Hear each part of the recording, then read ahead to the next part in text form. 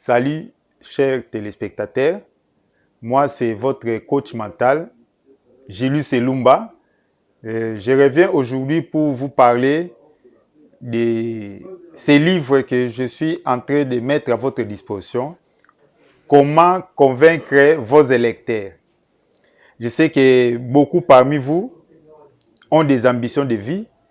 Beaucoup parmi vous seront des candidats, veulent être des candidats à tous les niveaux, peu importe.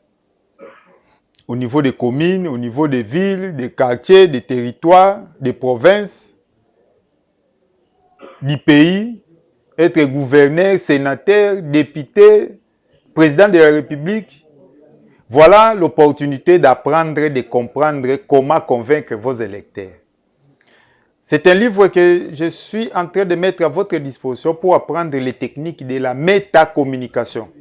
Peut-être que ça serait la première fois d'apprendre ces mots-là, la métacommunication provient de la communication et nous avons ajouté méta, c'est pas nous, c'est la science. Vous vérifiez sur Google, ça existe. C'est une communication qui sera au-delà de la communication. C'est-à-dire qu'au lieu de communiquer dans le sens émetteur-récepteur, vous allez plus utiliser les 4 langages de notre cerveau pour transmettre vos suggestions, vos propositions, vos messages de campagne à vos électeurs, pour qu'ils soient suggestibles, pour qu'ils soient disponibles et prêts à aller voter pour vous. Vous savez, quelqu'un peut vous écouter, peut suivre vos discours, mais après décider autrement. Quelqu'un veut donner des cadeaux, à manger, à boire, des polos, il peut chanter pour vous, mais lorsqu'il faut aller voter, il peut voter pour quelqu'un d'autre. C'est des expériences qui se sont produites déjà ailleurs au monde. Rappelez-vous de l'expérience de Donald Trump avec Hillary.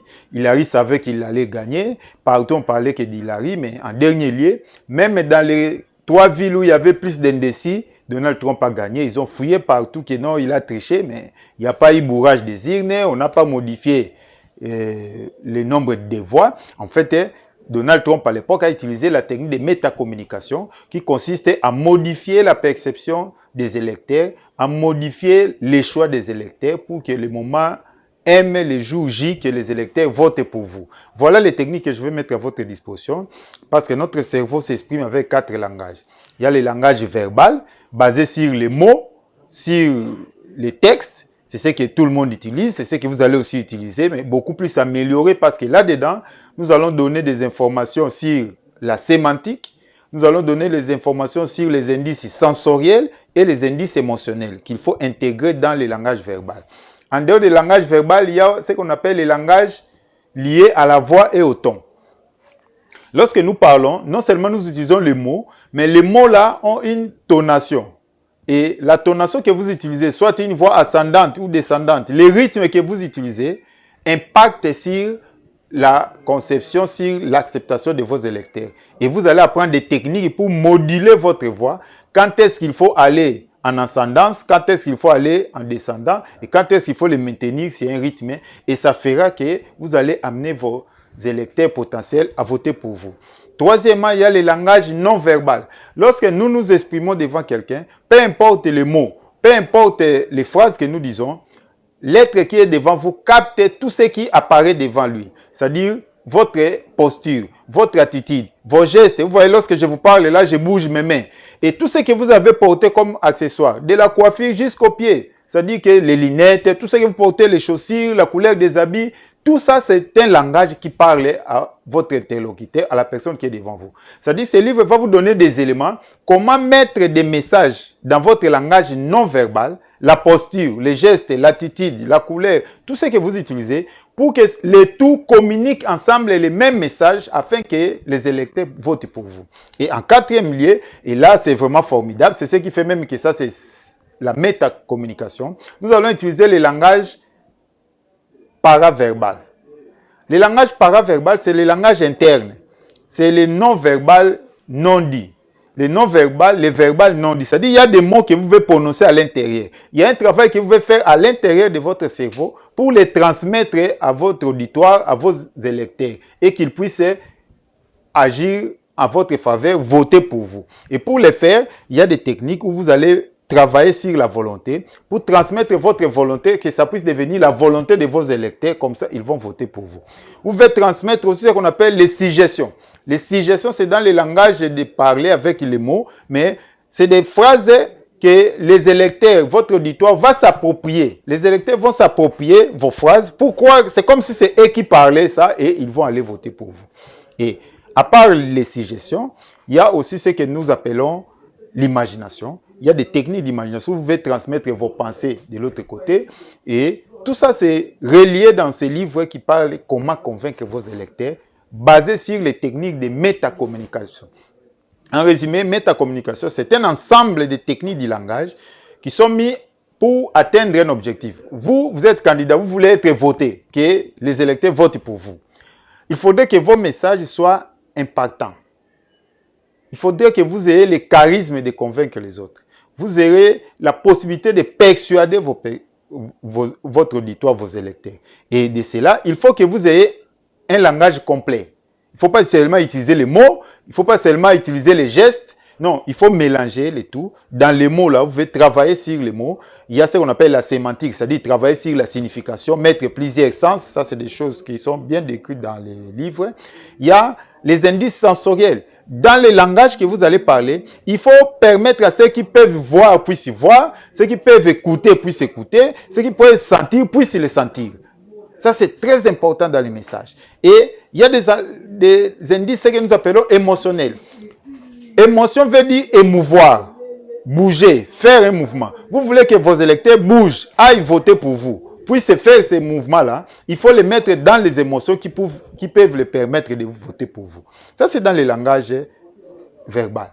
Et dans la voix, vous savez, lorsqu'il faut poser une question, comment est-ce qu'il faut monter, lorsqu'il faut accepter, comment est-ce qu'il faut descendre. Et si vous voulez que vos électeurs puissent considérer que vous leur avez posé une question, ils doivent vous répondre, vous savez, il y a des techniques pour ça.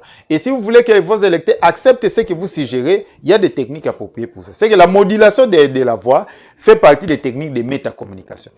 Et puis, il y a les non-verbales, comme j'ai dit, la façon que vous allez vous habiller, les gestes que vous allez commencer à poser, la posture que vous allez prendre, les mouvements des mains, des yeux, tous les accessoires que vous allez utiliser font partie du langage que vous allez transmettre à votre auditoire. Voilà comment est-ce que vous allez grandir et réussir, atteindre vos objectifs. Tout est possible. La métacommunication, c'est la base, c'est le secret du monde d'aujourd'hui. Tous les présidents dans le monde utilisent ces techniques-là.